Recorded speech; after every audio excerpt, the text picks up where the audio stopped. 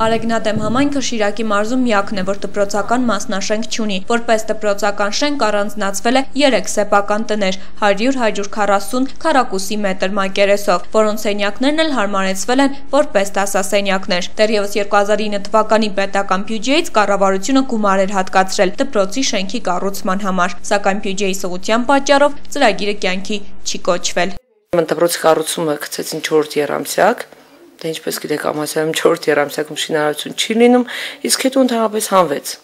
Փորձեցին եւս մեկ անգամ կուսակցություններից, օրինակ երկիր կուսակցությունը եւ Հարավկովկասյան երկաթուղի միասին ինչ-որ բան ձեռնարկեցին, սակայն դա էլ ավարտ չունեցավ, այսինքն հիմքը լցվեց, կարգասը կանգնվեց, բայց շարունակություն չեղավ։ Այսպիսով արեգնադեմցիներին որպես դպրոց ծառայում է սեփական տունը, որպես դասարան ցուրտ ու խոնավ սենյակները, որպես մարզադահլիճ եւ հանդիսությունների բեմ տան բակը։ Դպրոցի տնօրեն Վարազդատ Նիկոլյանը նշում է, որ չնայած շենքային պայմաններին դպրոցն ունի բարձր առաջադիմություն եւ որակյալ մասնագետներ, ապա արձանագրում, որ դպրոցի հիմնադրման առաջին տարում այստեղ սովորել են 18 աշակերտ, ավելի ուշ նրանց թիվը դարձել է շուրջ 120, իսկ վերջին տարիներին պակասել է գրեթե կիսով չափ։ Շատ ընտանիքներ գյուղը լքել են հենց դպրոցի պատճառով։ Հենց մեր դասարանից, որը հիմա սովորում է Գյումրիում, մի ընկերներ ունեմ, հիմա սովորում է Ուջանում։ Ցուրտ է, մենք մրսում ենք, չենք կարողանում գրել։ Ջեռուցման խնդիրը առկա է ոչ միայն դպրոցում, չնայած որ համայնքը գլխավոր գազատարից գտնվում է ընդամենը 250 մետր հեռավորության վրա, մարզպետարանը եւ Հայրուս գազարդը գյուղի գազաֆիկացման ընթացք տալ չեն ցանկանում։ Գյուղացիները վարում են փայտ եւ կոմաղ, իսկ դպրոցը տակացնում են դիզվառելիքով, սակայն ապրիլի 15-ին դադարեցվել է նաեւ դա։ Մենակ այդ օդի կեղտոտությունը դասասենյակում ահավոր է։ Բանձրևի տակ կաթիլվում է, թափվում է։ Կուզենայինք որ նոր դպրոց ունենայինք։ Լիներ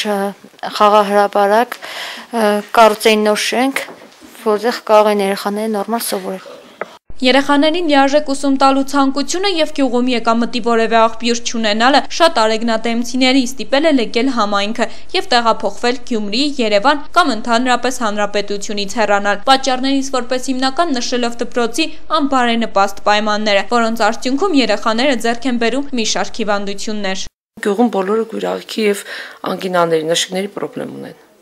Գյուղում չկա մի ընտանիք, որ վիրահատման ենթարկված երեխա չունենա։ Սա առաջին հերթին։ Հետո երեխաների մոտ սկսվում է ալերգիկ հիվանդություններ։ Շենքային պայմանները սրանք են մինչև հիմա շարունակվում է, բայց մենք